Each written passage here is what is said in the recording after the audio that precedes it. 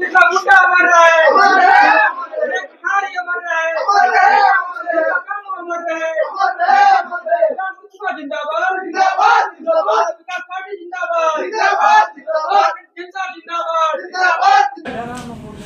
झारखंड में एक नई पार्टी की गठन किया है रिकॉर्डिंग कर रहा हूं। औपचारिक रूप से मैं इनकी घोषणा कर रहा हूं।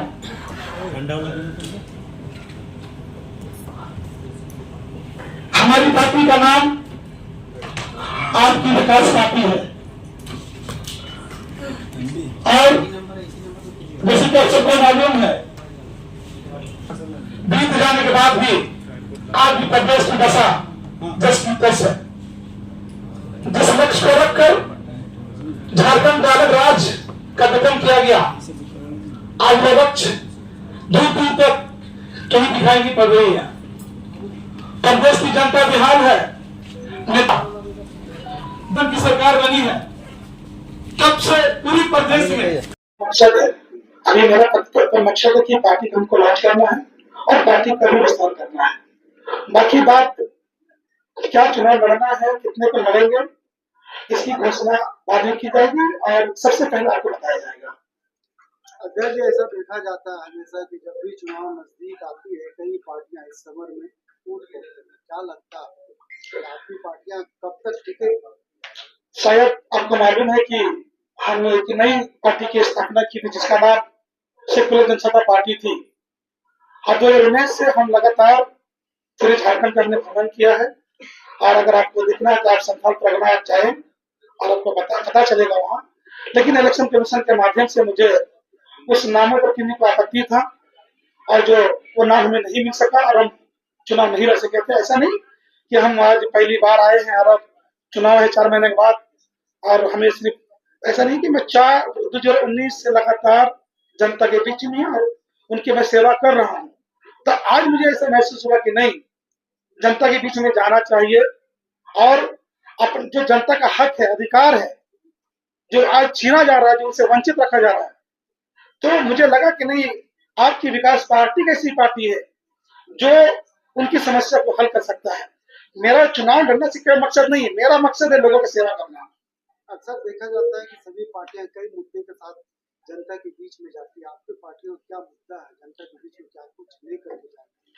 बिल्कुल, आज आपको मालूम है कि हमारे झारखंड में बहुत कमजोर दबे पिछड़े परिवार लोग रहते हैं और अदर स्टेटों में जाकर पलायन कर रहे हैं।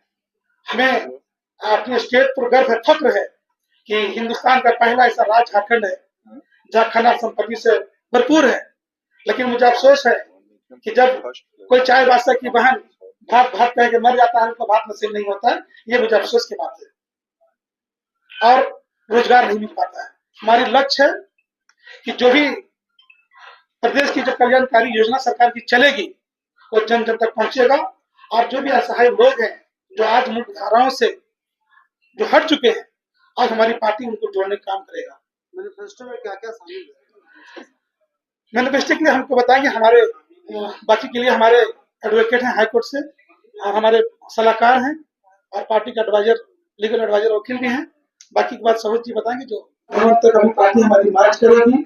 जो कोडरमा में जो शाहबुद्दीन की हत्या की गई है उनकी उच्च स्तरीय जांच हो, SIT की गठन हो और जो प्रदेश में आए दिन जो महिलाओं पर, कमजोर वर्गों पर जो अत्याचार हो रही है उनके विरोध में हम लोग 3 बजे से 6 बजे तक पैदल मार्च करेंगे। आप सभी से गुजारिश है, अनुरोध भी है कि इस पैदल मार्च में आप लोग शिरकत करें। लॉन्चिंग का डेट है आज। फिर हम लोग जब पार्टी के सभी पदाधिकारी लोग बैठेंगे तो जैसा कि जिस उद्देश्य मुख्यतः पार्टी का जो मैनिफेस्टो होगा उसका मुख्य केंद्र बिंदु होगा कि ये जो प्रदेश का गठन का जो उद्देश्य था उस उद्देश्य के मुख्य बिंदु जो है वही पार्टी के घोषणा पत्र में होगा।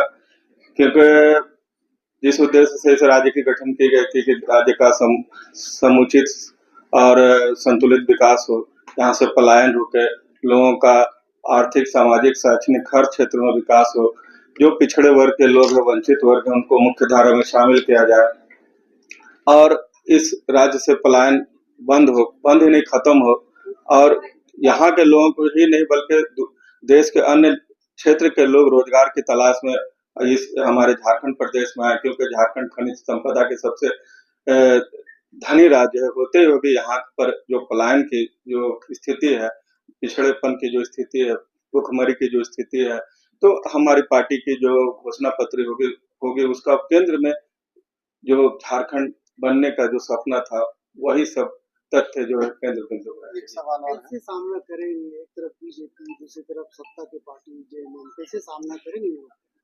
देखिए,